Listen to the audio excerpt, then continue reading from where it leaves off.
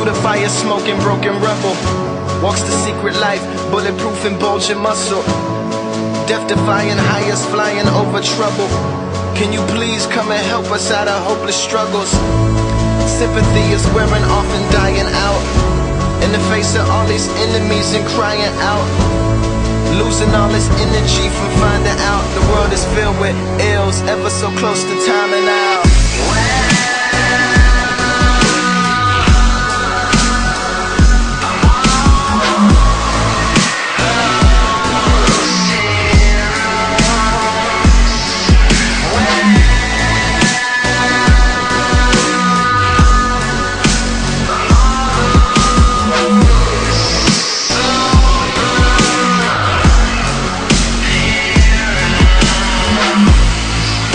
People of this country like never before.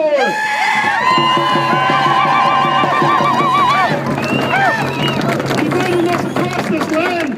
What we hold together and what we had and how things were, people don't understand is that the history here is a black eye of how they treated the indigenous people of this country.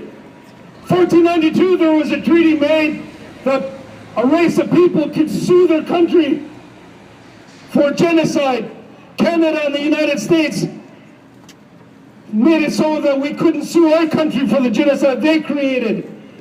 There's been a long history of this happening, but like we've seen with the residential school conference that was here, that we don't stand alone. I heard our brothers of the different races come up and stand and say, our government doesn't care, but the people do. We will stand together. And that's bullshit too.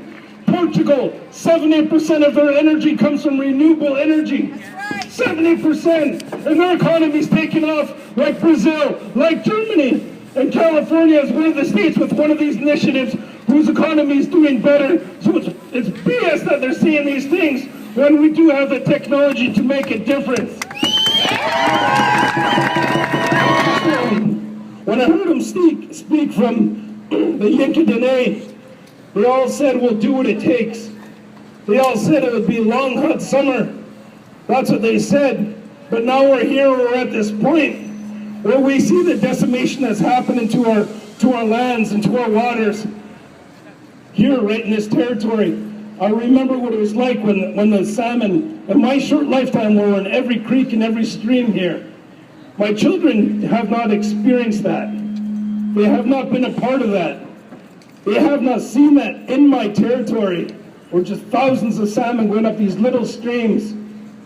But what they do see, the spiritual connection that we are teaching them, the love that they're learning to have for their lands and for the waters, that's enough right there to hold on to.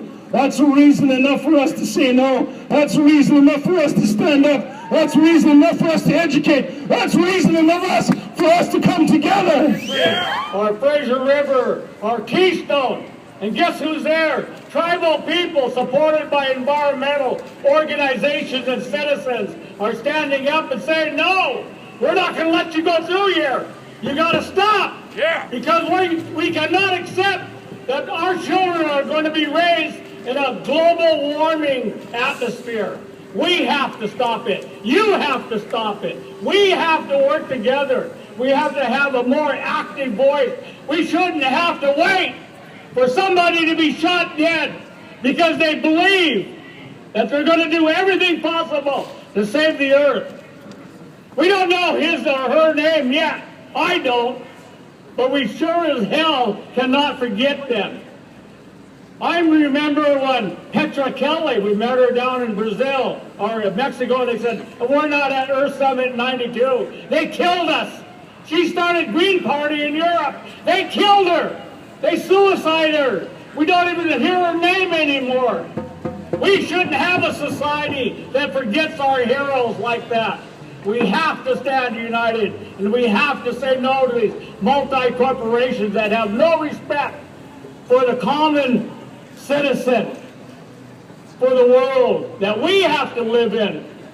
They come in from outside, and they develop, and they rip up the earth, and they extract the resources, and they ship it out of country, and they leave you with the waste.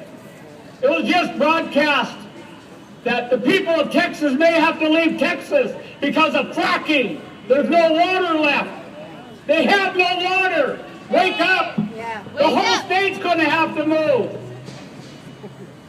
I guess that's what we're waiting for.